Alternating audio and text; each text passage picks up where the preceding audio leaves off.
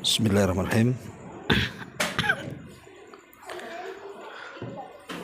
Assalamualaikum warahmatullahi wabarakatuh.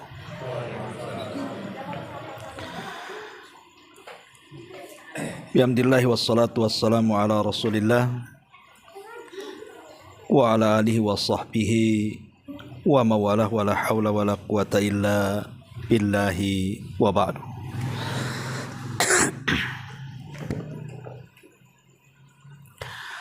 Alhamdulillah, di malam hari ini kali kita bisa duduk untuk bertolabul ilmi. Tak lupa salawat dan juga salam kita hadiahkan kepada Rasul kita Nabi besar Muhammad sallallahu alaihi wa ala alihi wasallam.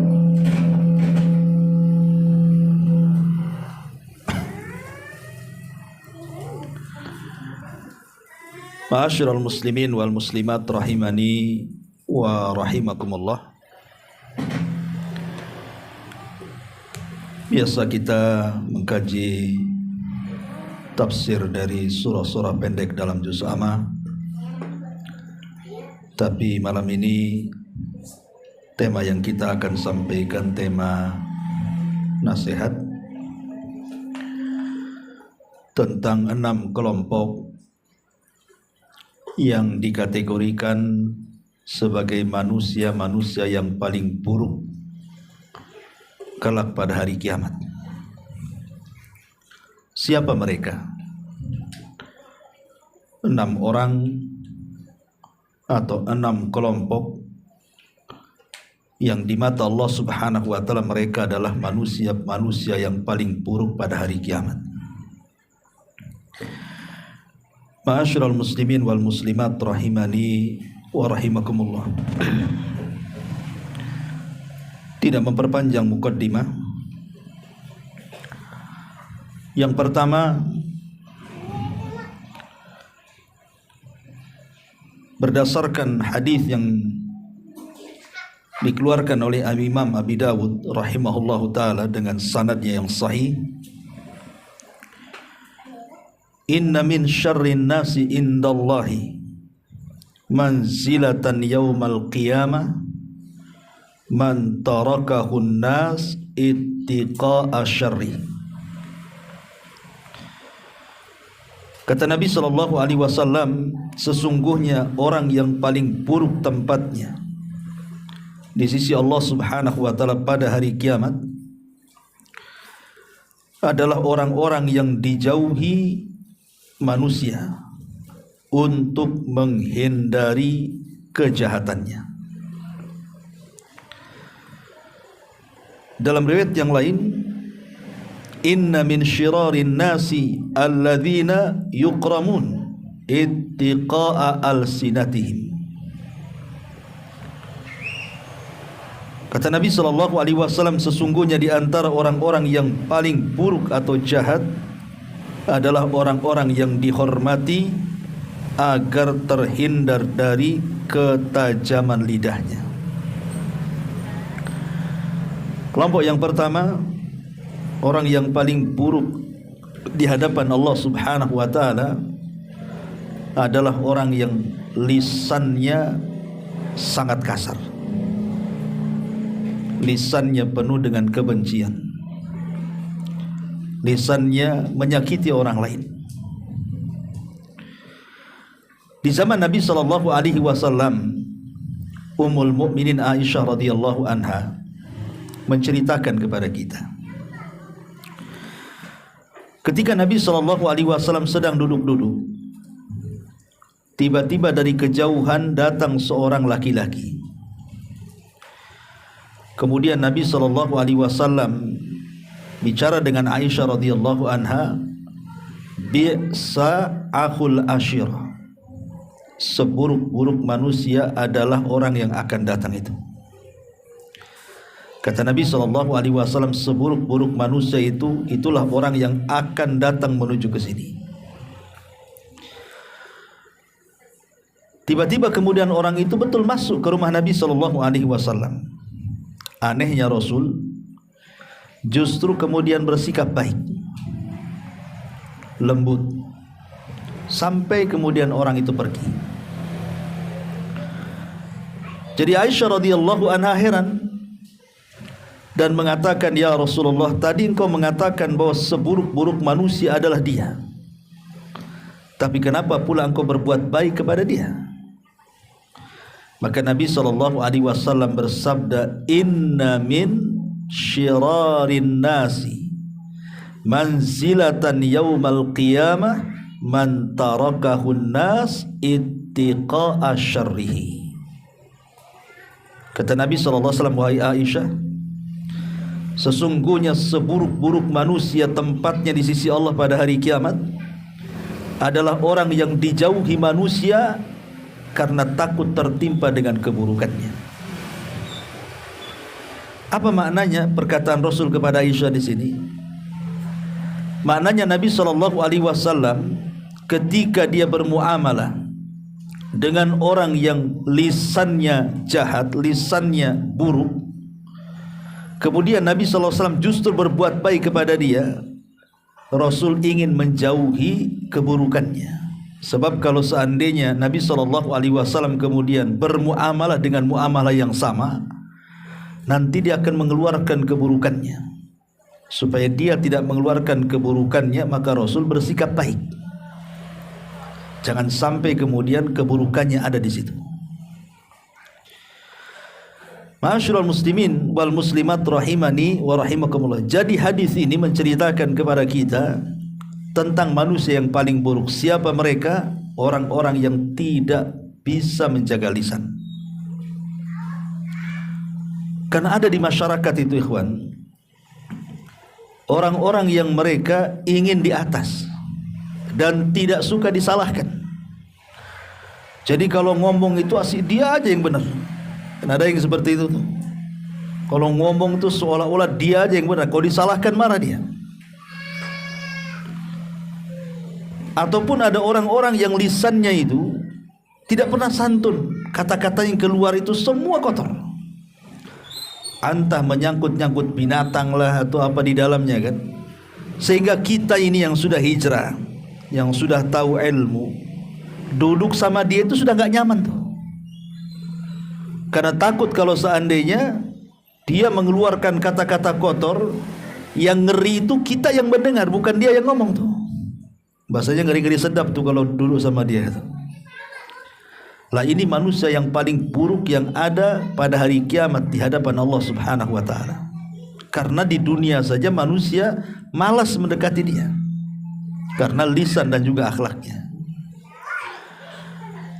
Makanya dalam sebuah hadis yang dikeluarkan Imam Al-Bukhari, tapi bukan dalam sahihnya, di dalam kitabnya yang lain namanya Adabil Mufrad. Ketika ada seseorang bertanya kepada Nabi SAW,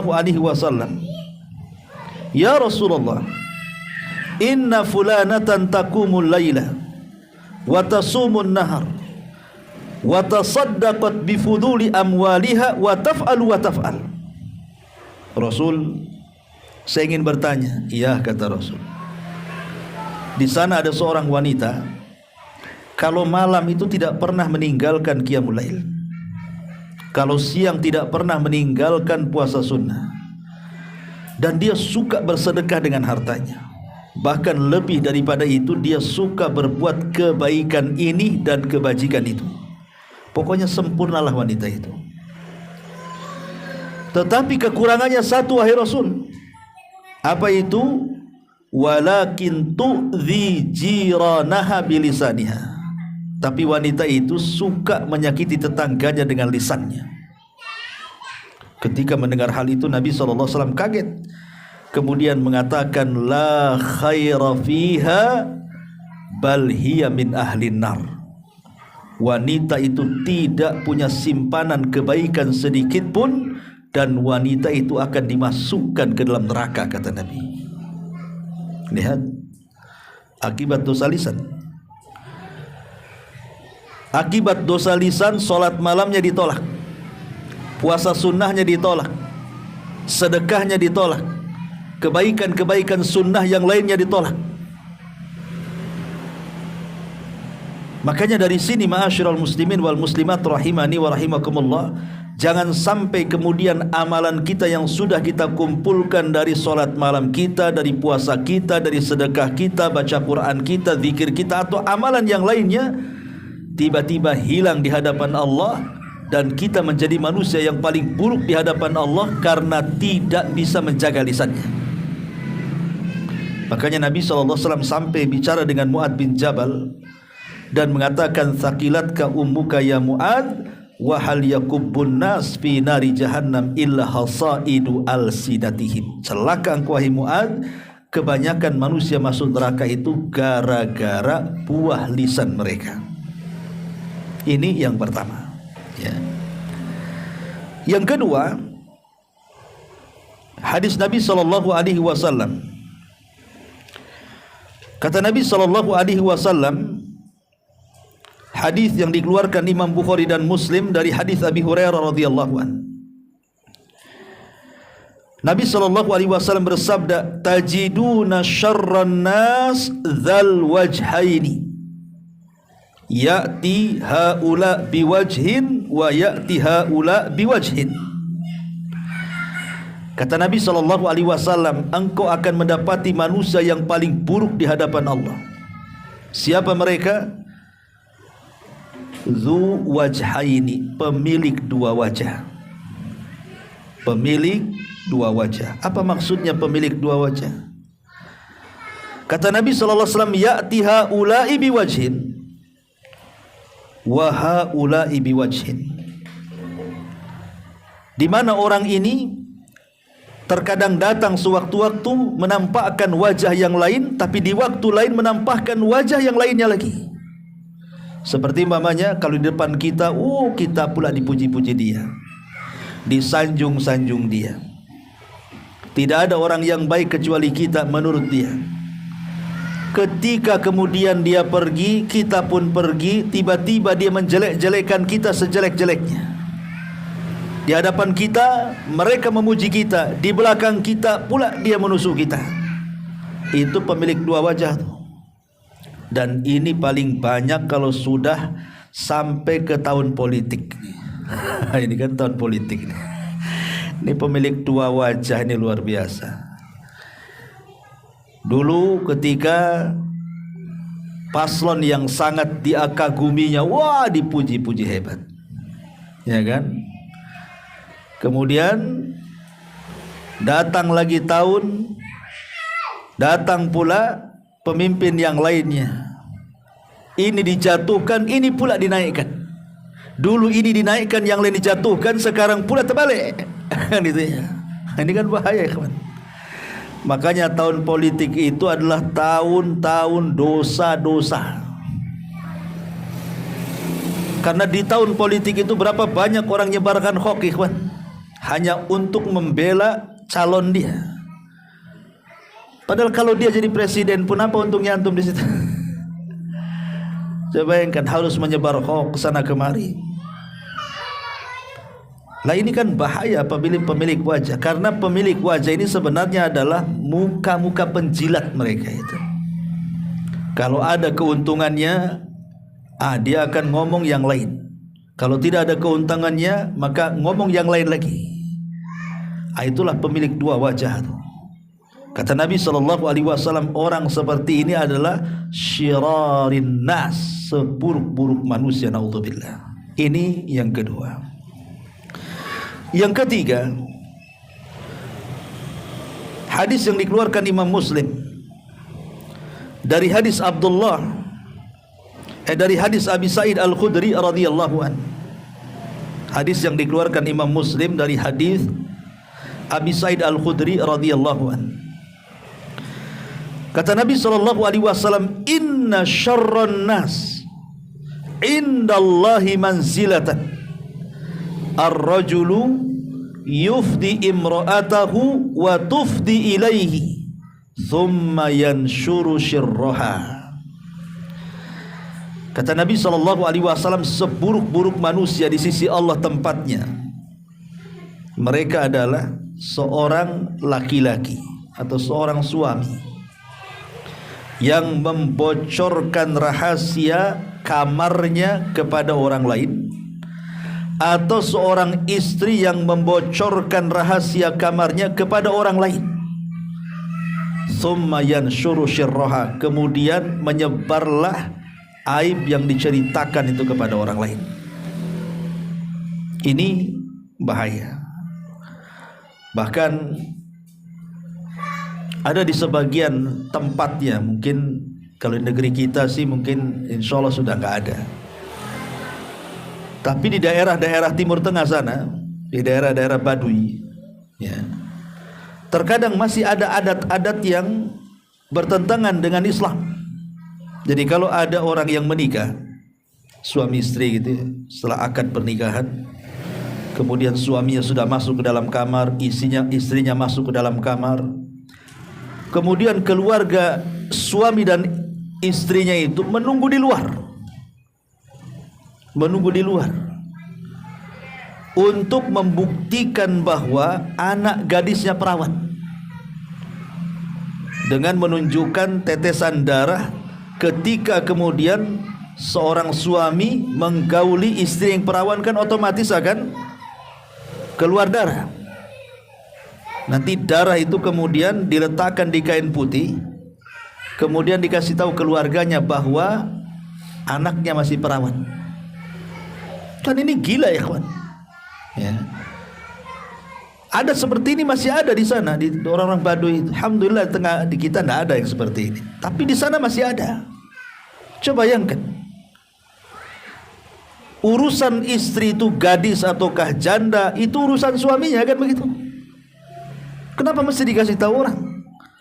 Makanya Nabi SAW dengan tegas di sini, manusia yang paling buruk tempatnya di sisi Allah Subhanahu wa taala adalah ar-rajulu yufdi imra'atahu, seorang laki-laki mencemarkan berita urusan ranjang dia dengan istrinya, atau wa tufdi ilaihi, terbalik seorang istri yang menyebarkan urusan ranjang dengan suaminya kepada orang lain, thumma yanshuru syirruha, kemudian tersebar di mana-mana. Coba bagaimana dengan sekarang yang naudzubillah, summa naudzubillah, mudah-mudahan tidak terjadi kepada kita dan anak keturunan kita. Ada sebagian orang-orang yang tidak punya malu tuh. Kadang-kadang suami istri memvideokan hubungan dia. Kan ada tuh yang seperti itu, divideokan dia pula, hubungan dia dengan suaminya atau hubungan suami dengan dia, menjadi koleksi. Terkadang kemudian dengan sengaja disebar pula. Naudzubillah. Coba akalnya di mana? Orang ini nggak punya malu, hilang rasa malunya.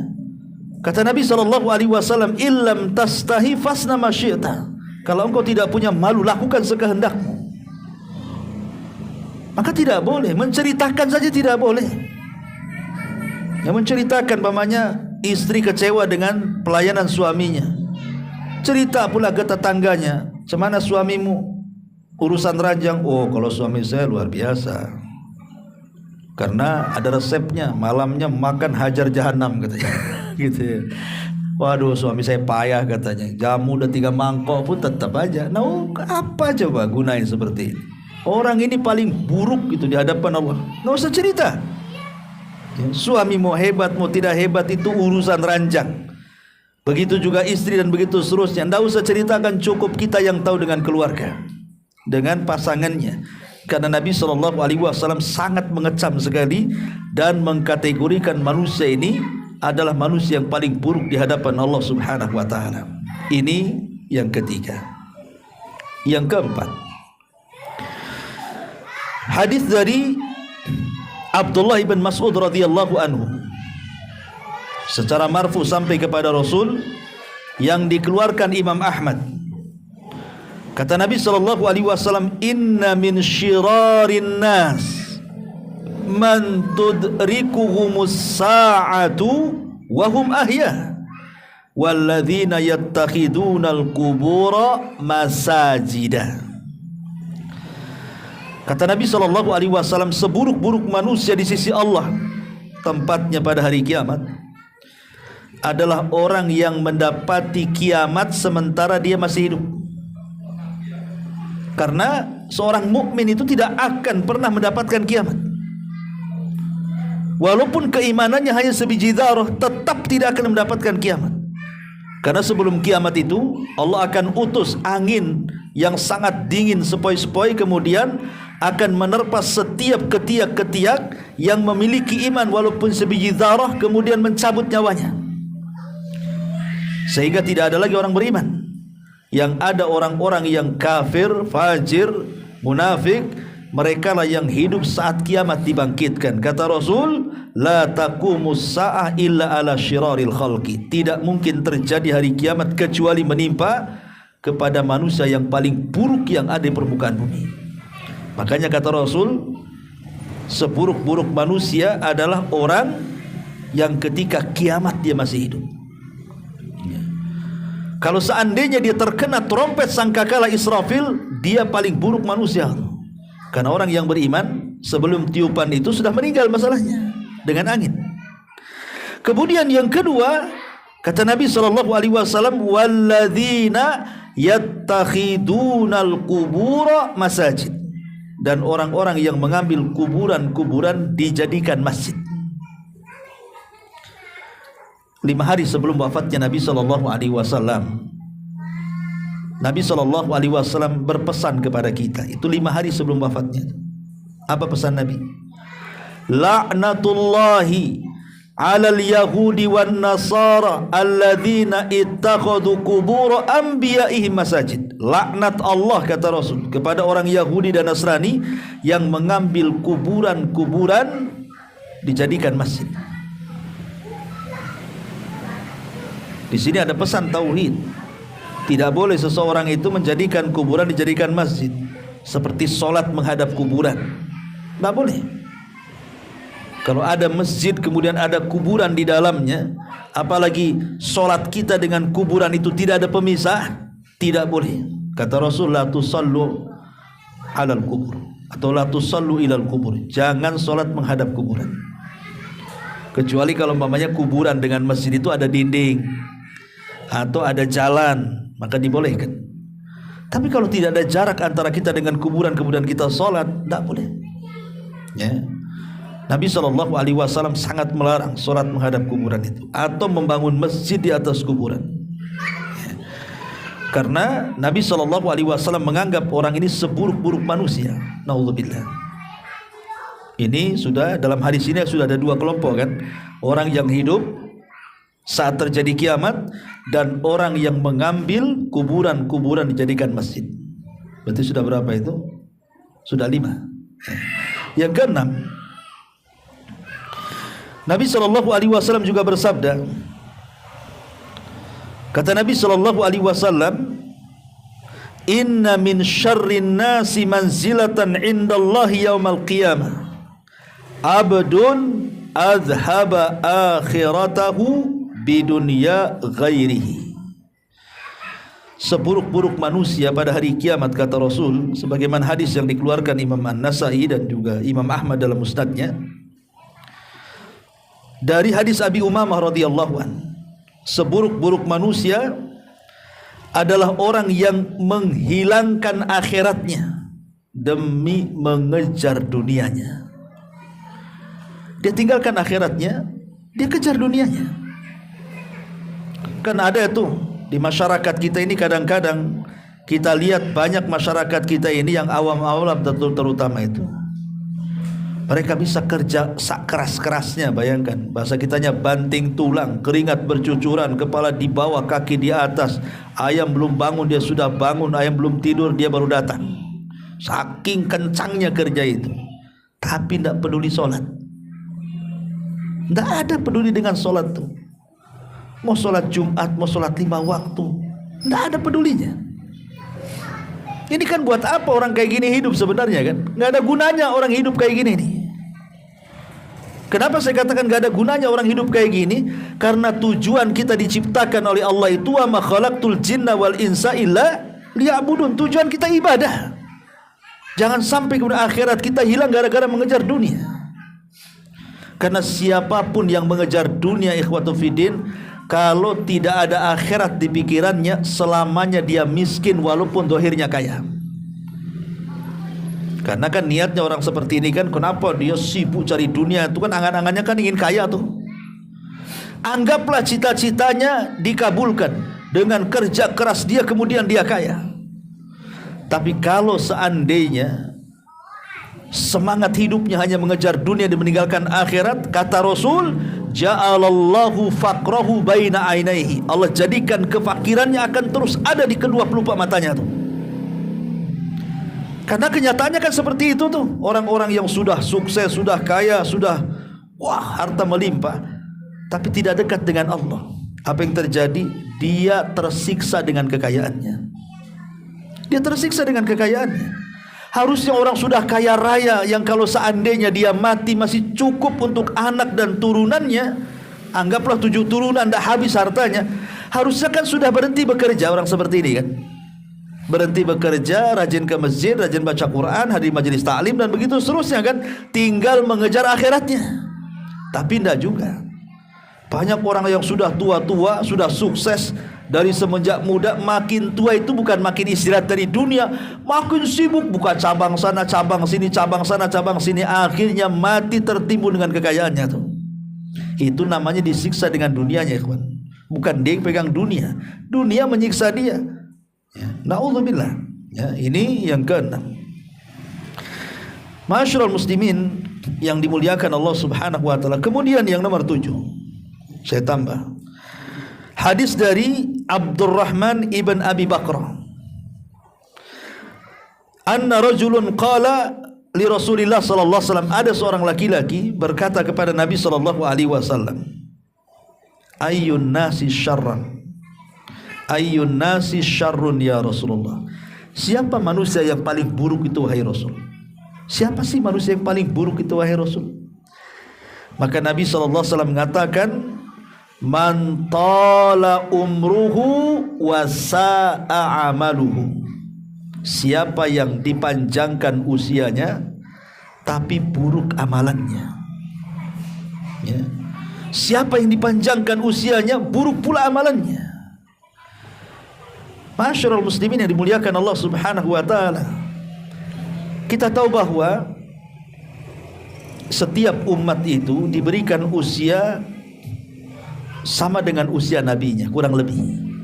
Kalau nabi kita di usia 63 tahun meninggal, berarti umatnya kurang lebih saja tuh. Makanya Rasul mengatakan, a'maru ummati baina sittina wa sab'in, umur umatku di antara 60 sampai 70 tahun kan. Kemudian kalaupun lewat dari 70 tahun itu tak banyak, kata Nabi, sedikit sekali. Itu bonus lah tuh.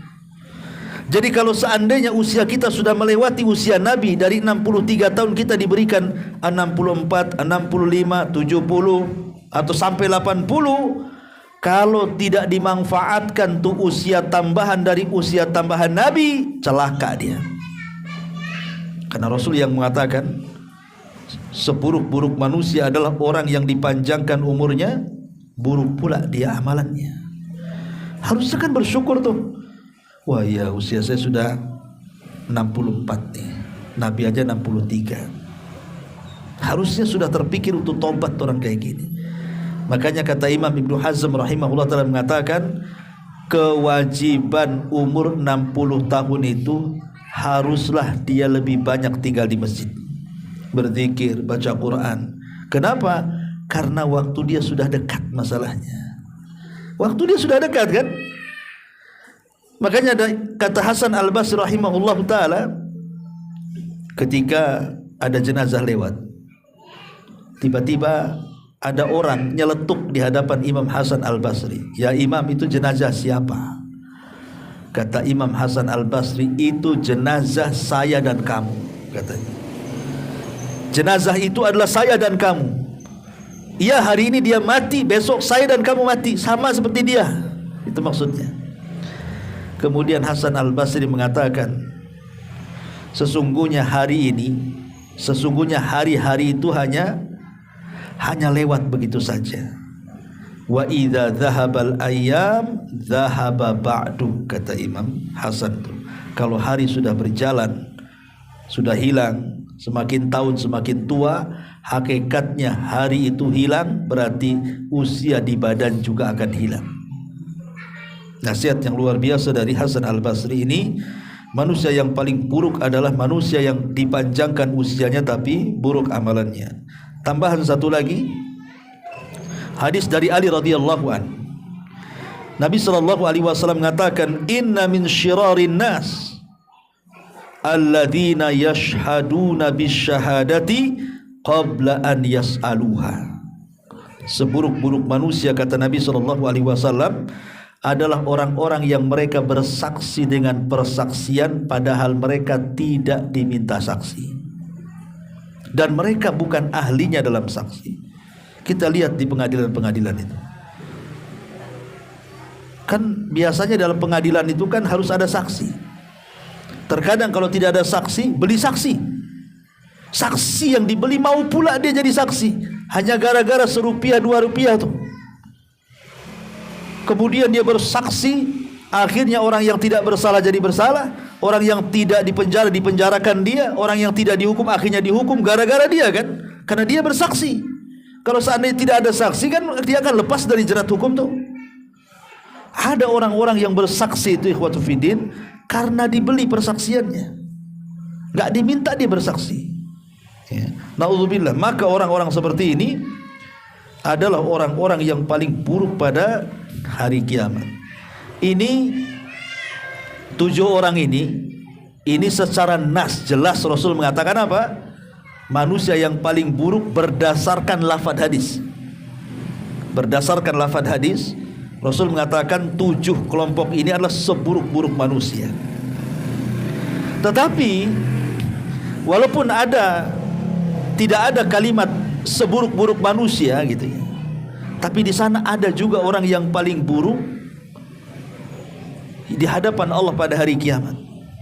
Seperti umpamanya Nabi SAW bersabda di sini, "Salasun la yukallimuhumullahu wa la yuzakkihim wa lahum adzabun alim."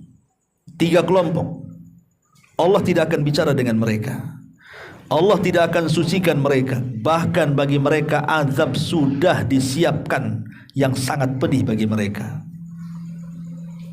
Memang Rasul tidak mengatakan lafadznya seburuk-buruk manusia kan, seperti yang 7 orang ini. Tetapi kalau kita perhatikan, kenapa Allah tidak mengajak bicara? Kenapa Allah tidak membersihkan? Kenapa Allah sediakan azab yang pedih bagi 3 orang ini? Kalau orang ini tidak buruk, apa namanya? Nah, ini juga isyarat umum namanya. Ada orang-orang yang sangat buruk di hadapan Allah, saking buruknya Allah tidak ngajak bicara, Allah tidak membersihkannya, bahkan Allah sediakan pula azab yang sangat pedih. Siapa mereka ini yang 3 orang ini? Kata Nabi SAW, malikun kadzab. Pertama, para pemimpin dan mereka para pendusta. Pemimpin-pemimpin yang dusta. Siapa yang didustai? Rakyatnya.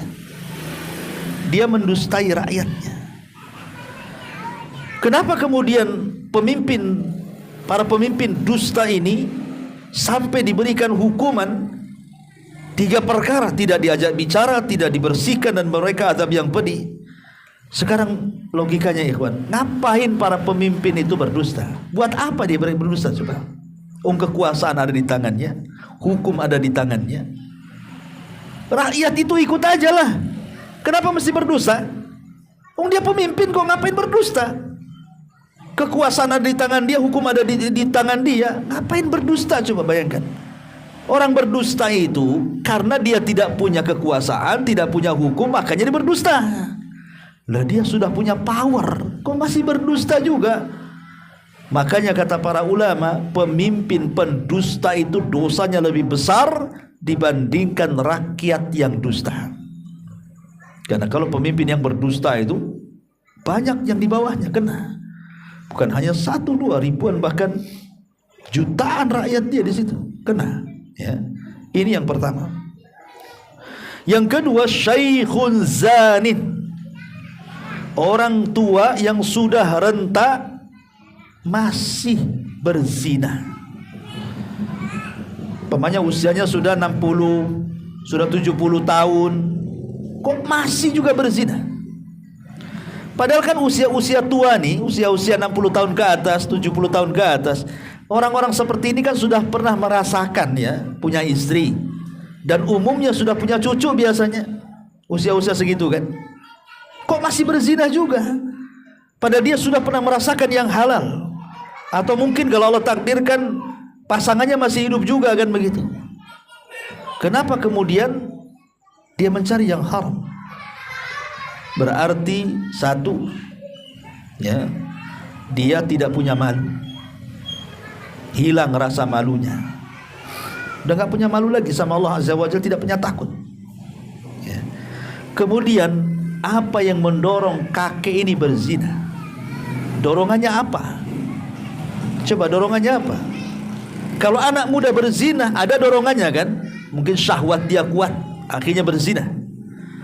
Ini si kakek ini syahwatnya udah turun, mata pun udah rabun, jalan pun udah susah, kok masih berzina? Berarti dia punya akhlak buruk tuh. Kalau tidak buruk akhlaknya apa coba kayak gitu? Itu tua-tua keladi istilahnya kan, makin tua makin jadi, nggak jadi apa tak tahu. Masyarul muslimin wal muslimat rahimani wa rahimakumullah. Makanya kakek pezina lebih besar dosanya dibandingkan anak muda berzina, walaupun sama-sama dosa besar, ya, tapi kalau kakek yang berzina lebih besar lagi dosanya. Kenapa? Karena tidak ada pendorong berzina, dia berzina, ya. Kemudian yang ketiga dalam hadis ini, wa'ailun mustakbir, dan orang miskin sombong. Udah miskin sombong lagi. Orang miskin itu tawadhu lah. Kalau orang kaya sombong wajar, dia sombong dengan kekayaannya. Pejabat sombong wajar, ada yang disombongkannya, jabatannya, kepemimpinannya, kedudukannya. Ini sudah miskin sombong. Kira-kira apa pendorong dia sombong coba? Apa yang disombongkan juga? Apa yang disombongkan orang miskin itu? Kekayaan tak punya, jabatan tak punya, kok petantang petenteng pula orang miskin ini. Makanya orang miskin sombong lebih besar dosanya dibandingkan orang kaya sombong. Karena orang kaya sombong ada pendorongnya, kekayaannya, jabatannya. Orang miskin sombong nih, apa pendorongnya kok dia sombong pula kan itu. Lah, tiga orang ini juga termasuk seburuk-buruk manusia di hadapan Allah Subhanahu wa ta'ala. Dan yang terakhir, salasatun la yamdurullahu ilaihim yaumal qiyamah. Ada tiga kelompok juga nih yang tidak akan dilihat pada hari kiamat, saking buruknya. Dan riwayat, la yaqbalullah sarfan wala adran. Ibadah sunnah dan wajibnya tidak diterima, saking buruknya. Ibadah wajibnya ditolak, ibadah sunnahnya ditolak. Nanti pada hari kiamat Allah tidak akan melihat dia lagi. Siapa mereka? Kata Nabi SAW, al-aku liwalidaini, anak yang kurang ngajar, durhaka dengan kedua orang tua. Ini manusia paling buruk di hadapan Allah nih. Kemudian yang kedua, dan sekarang banyak, Masya Allah ya, anak-anak sekarang ini luar biasa, mereka sama orang tua tidak punya hormat tuh. Kemudian wal mar'atu al-mutarajjilatu al-mutasyabbihatu birrijal, seorang wanita yang kelaki-lakian, meniru laki-laki. Kan banyak tuh wanita-wanita yang meniru laki-laki itu, berpakaian ingin kayak laki-laki. Laki-laki pakai levis, dia juga pakai levis. Laki-laki pakai jin, dia pun pakai jin, ya, banyak jinnya akhirnya. Ya, kemudian laki-laki pakai kaos, ikut juga pakai kaos. Coba lihat wanita-wanita itu, persis seperti laki-laki pakaiannya, cuman bedanya agak ketat, ya kan? Tapi kan kurang lebih harusnya kan wanita menutup dengan cara apa? Pakai daster, tutup badannya dari kepala sampai kaki, itu aurat.